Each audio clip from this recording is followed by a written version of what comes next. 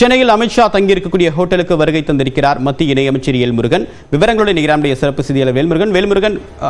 L முருகனை தவிர்த்து வேறு யாரெல்லாம் இன்னைக்கு வர இருக்காங்க, யாருக்கெல்லாம் நேரம் ஒதுக்கப்பட்டிருக்கு?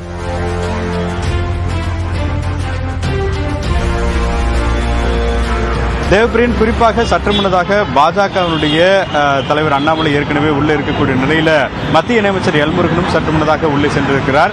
தொடர்ச்சியாக இன்று தினத்தை பொறுத்தளவிற்கு தேசிய ஜனநாயக கூட்டணியில் இருக்கக்கூடிய பல முக்கிய தலைவர்களை அமித்ஷா சந்திக்க இருப்பதாக தகவல்கள் தெரிவிக்கப்பட்டிருக்கிறது. அதன் அடிப்படையில் அதற்கு முன்னதாக பாஜகவினுடைய மையக்குழு நிர்வாகிகள், அதாவது வழக்கமாக குறிப்பாக இது போன்ற முக்கிய தலைவர்கள் வரும்பொழுது கோர் கமிட்டி மெம்பர்கள் என்று சொல்லக்கூடிய மையக்குழு நிர்வாகிகள் நேரடியாக சந்தித்து இந்த 2026 சட்டமன்ற தேர்தலை எப்படி எதிர்கொள்வது, அதே போல தமிழகத்தில் இருக்கக்கூடிய அரசியல் சூழல் குறித்தெல்லாம் விவாதிக்க இருப்பார்கள்.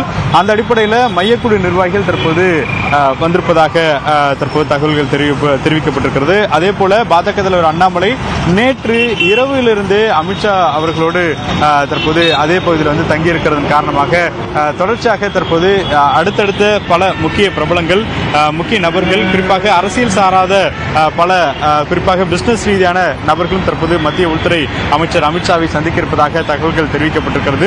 அதே போல அதிமுகவினுடைய தரப்பிலிருந்து குறிப்பாக எந்த நேரத்திலும் இந்த பகுதிக்கு குறிப்பாக மத்திய அமைச்சர் அமித்ஷா அவர்களை சந்திப்பதற்கு வர இருப்பதாக தகவல்கள் சொல்லப்பட்டாலும் அதிகாரப்பூர்வமாக எத்தனை மணிக்கு வருவார்கள், அதே போல எடப்பாடி பழனிசாமி வருகிறாரா, இது போன்ற அதிகாரப்பூர்வ தகவல்கள் தற்போது வரை உறுதிப்படுத்தப்பட முடியவில்லை.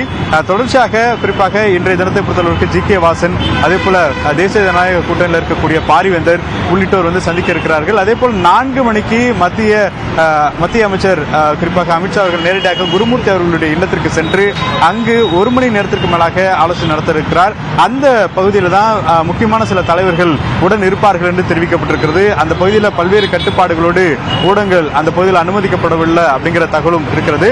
அதன் அடிப்படையில் குறிப்பாக இங்கே குறிப்பாக இந்த கோர் கமிட்டியினுடைய மீட்டிங் நிறைவு பெற்ற பிறகு செய்தியாளர்கள் சந்திப்பு இருக்கிறது. தமிழ்நாடு அரசு மீது குறிப்பாக தமிழ்நாடு அரசு வைக்கக்கூடிய அந்த மத்திய அரசு மீதான குற்றச்சாட்டுகளுக்கு அமித்ஷா அவர்கள் பதிலளிக்க இருக்கிறார். அதே போல தமிழ்நாட்டில் இருக்கக்கூடிய பாஜகவினுடைய வளர்ச்சி, இது போன்ற கூட்டணி விவகாரம் உள்ளிட்ட பல விஷயங்கள் வந்து இந்த பிரஸ் மீட்ல பேச இருக்காருன்னு தெரிவிக்கப்பட்டிருக்கிறது.